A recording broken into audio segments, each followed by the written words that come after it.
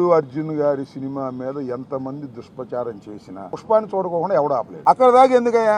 నందమూరి తారక రామారావు గారి కుటుంబం జూనియర్ ఎన్టీఆర్ సినిమాను చూడకుండా బహిష్కరించాలని ప్రయత్నం చేశారా? ఆపగలిగారా? అట్లాగే అల్లు అర్జున్ గారి సినిమాని ఆపాలని ప్రయత్నం చేస్తే ప్రజలు చూడరు. బాగున్న సినిమా ఏదైనా చూస్తారు. అరే రాజ్బాబు హీరోగా యాక్ట్ చేసిన సినిమా బ్రహ్మాండంగా చూసామా మేము? ఎన్టీ రామారావు గారి సినిమాలు బాగోపోతే ఫ్లాప్ అయినాయండి. ఏం చెప్తాం? అరచేతిని అడ్డు పెట్టి సూర్యకాంతిని ఆపలేరు, అదే విధంగా ఇలాంటి ఎదవ పోకళ్ళు పోయి సినిమాని ఆపలేరు అని మరొకసారి నిరూపించేటటువంటి కార్యక్రమం వస్తుంది. అల్లు అర్జున్ అయినా, జూనియర్ ఎన్టీఆర్ అయినా, లేకపోతే మరొకరైనా సినిమా బాగుంటే ఎవరైనా చూస్తారు, బాగోపోతే ఎవరు చూడరు. పుష్ప 2 చూద్దాం, దానిలో ఎంత బ్రహ్మాండంగా ఉంటుందని అందరూ ఎదురు చూస్తున్నారు. నేను కూడా ఎదురు చూస్తున్నా. మరి థియేటర్లోకి వెళ్ళి చూడాలంటే ఇబ్బందిని, నేను కూడా పుష్ప 2 ఎలా ఉంటుందో చూడాలని నాకు బాగా కోరికగా ఉంది. ఎందుకంటే చాలా అద్భుతంగా, పార్ట్ 1 అద్భుతంగా ఉంది కదా, హాలీవుడ్ స్టైల్లో ఉంది కదా, అందరినీ తలదన్నే విధంగా వెళ్ళాడు కదా అల్లు అర్జున్.